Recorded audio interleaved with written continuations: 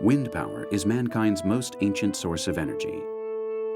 The first sailboats were invented around 5000 BC and relied on the wind to transport people and goods over remarkably long distances. The first windmills were built in Asia 2,000 years ago and were adopted in Europe in the Middle Ages. Nowadays, we have these rather fascinating devices, aerogenerators.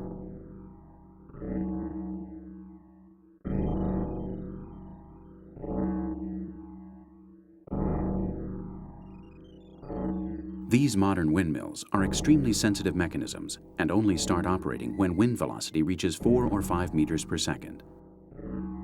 The movements of the rotors feeds a generator, and the resulting energy goes directly to end users. Their total share of power production is still relatively low. Even the most productive aeolic generators don't have a capacity of more than 1,000 kilowatt hours. However, modern prototypes reportedly produce up to 3,000. I think we are still pretty green, pretty immature, and we have a long, long way to go. Technically, we can easily go much, much further. Energy from windmills could easily supply 20 or 30% of our needs. There are no technical problems inhibiting us from reaching that level.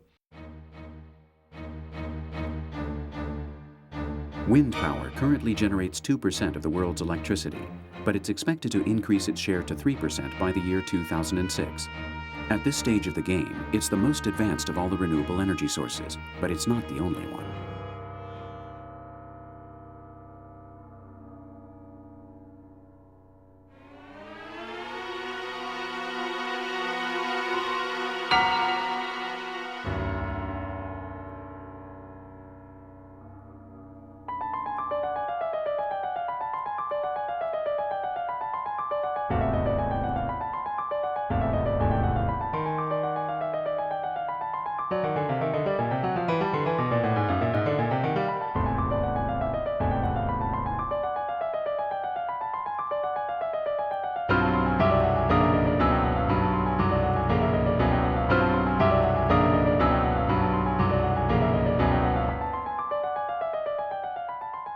They usually grow by the roadside, and when we see them, we do our best to avoid them.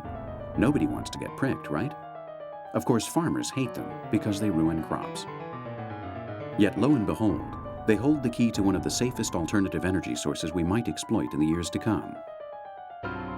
It's the common thistle, and it just might be a fine source of fuel in the near future.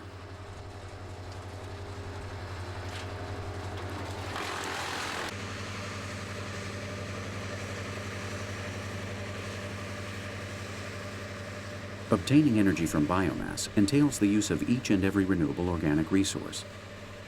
Its surprising possibilities take us back to the origins of mankind. Wood was one of man's first fuels.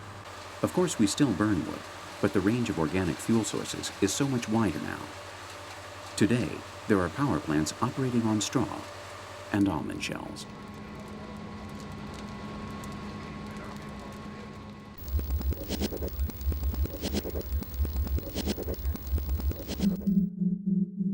The generation of energy from organic material has as a byproduct CO2. But this would be absorbed by the very plants that would then be used to produce more energy. The net result would actually be a win-win situation. Biomass, like all the other renewable energy sources, is very environmentally friendly.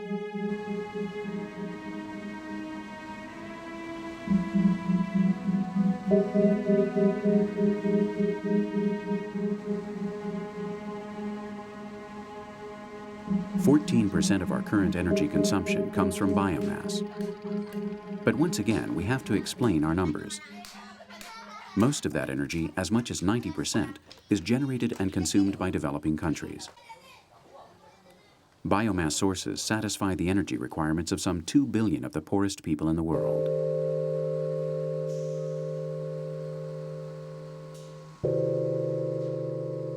Meanwhile, the developed world is hard at work developing new technologies to take full advantage of these plentiful sources of clean energy. The 1 billion Our planet receives from the sun 4,000 times more energy than we consume. This is expected to continue for the next 5 billion years or so. From our humble perspective, it might seem like solar energy was practically infinite.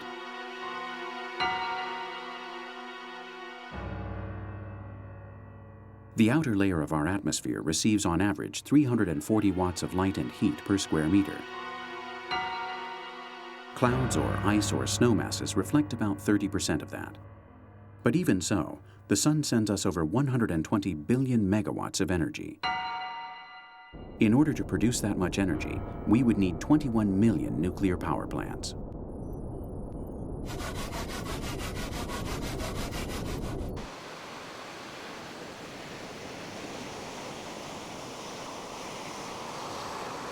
Solar energy heats the earth and the water in the oceans. Plants use it for photosynthesis.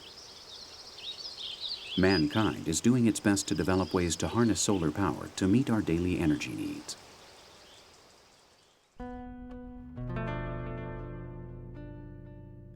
These panels are designed to capture heat from the sun in the form of infrared radiation.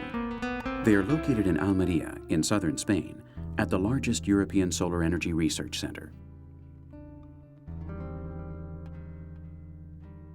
The result is perfectly practical for everyday needs. Solar energy heats water and powers heating systems.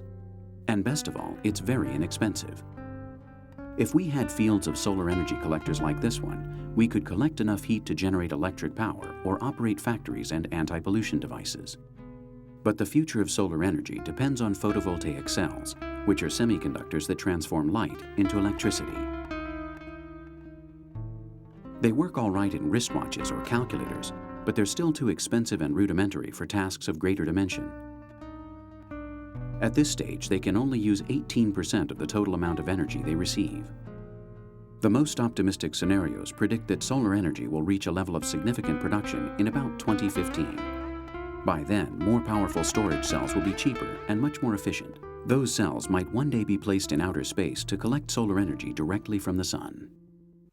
The development of renewable energy sources is conditioning certain technological considerations and political, administrative, and social considerations as well. From a technological point of view, their evolution is unique. Over the past 20 years, wind power has evolved a great deal, and technically speaking, it has become very reliable, inexpensive, and a profitable source of energy. Photovoltaic energy, on the other hand, is taking longer to become profitable. Instead of 20 years, it may take 30 or 40 years. But we are definitely on the right path. At any rate, certain political positions are holding back its progress, and only political decisions can provide the necessary boost that the field of renewable energy requires to become viable.